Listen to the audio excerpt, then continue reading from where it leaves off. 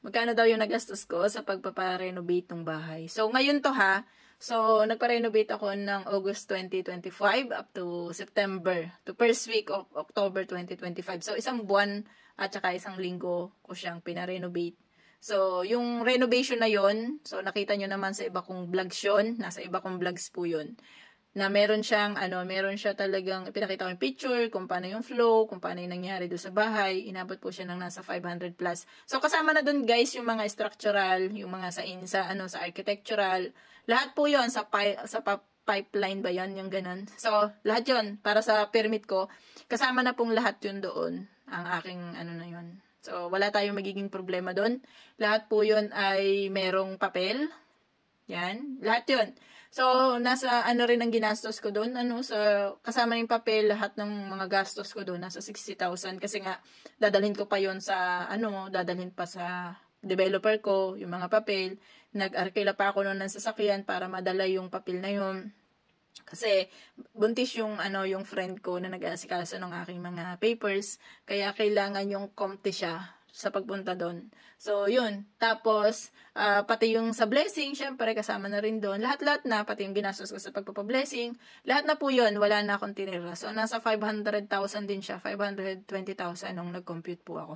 Wala akong doon na, kumbaga pati pamasahe, lahat yun sold na, lahat nandun na siya. So, yung bahay kasi is bear type siya. So, kung masasearch nyo siya, bear type lang siya, and then ginawa ko siya na 4 rooms. Pero, sa ngayon kasi is 2 rooms pa lang yung napapaupahan ko sa kanya. Kasi nga, may gamit ko naman yung nasa baba. So, sa taas kasi is yun lang yung napapaupahan ko sa kanya na 3,300 ang monthly niya. So, total of 6,600 sa isang buwan. And then, yung sa baba naman is dahil nga ako po ay OFW, so may mga gamit ko nandoon sa baba. So, parang ipin-reserve ko yung baba para sa mga gamit ko. Kaya yun, monthly, meron akong 3,300 per room na nagiging income, total of 6,600. So, not bad para sa akin kasi nakatayo naman na yung bahay. Yun nga lang, ang bad doon, alam nyo kung utang kasi yung pinagpagawa ko. So, nangutang po ako ng pampagawa ng bahay na yun. And, yun, hindi ko nang pinagsisihan na naghiram ako ng pampagawa ko ng bahay na yun. Kasi, alam nyo, mag-iipon lang din ako. Pag nag-ipon ka, may mga emergencies, nagagamit mo yung ipon mo. So, parang, maghihintay pa ba ako ng 3 years or 5 years na makaipon ako ng ganong amount, 500,000, ganyan. Tapos, pag ipapagawa ko na, is mas mahal na yung materyales, pwedeng yung 500,000, magiging 600 na or 700 na.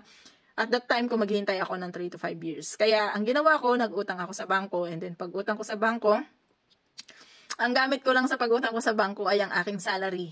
So, pag-utang ko po sa bangko, automatic na po yun na noong nakapangutang ako is nag-okay naman siya. So, noong nangutang ako ng ganong amount, actually is nasa 300,000 mahigit. Or kulang-kulang 400 po yung nautang ko sa bangko. And then, the rest is yun na yung parang savings ko na nailagay ko rin doon sa amount ng bahay na yun. But, for me, it's okay. Wala pong problema. So, para sa akin, parang binabayaran na rin niya yung kanyang sarili. Kaysa dati naman, yung bahay na yun is talagang lagayan ko lang ng gamit. So, ngayon naman is pinaghiwalay ko yung taas at saka yung baba. Kaya yung taas is may naupa, yung baba naman is nandun po yung aking gamit. So, yung family ko naman kasi is nasa province. So, parang yun lang yung aking mga gamit ang nandoon. So, yun lang. Thank you.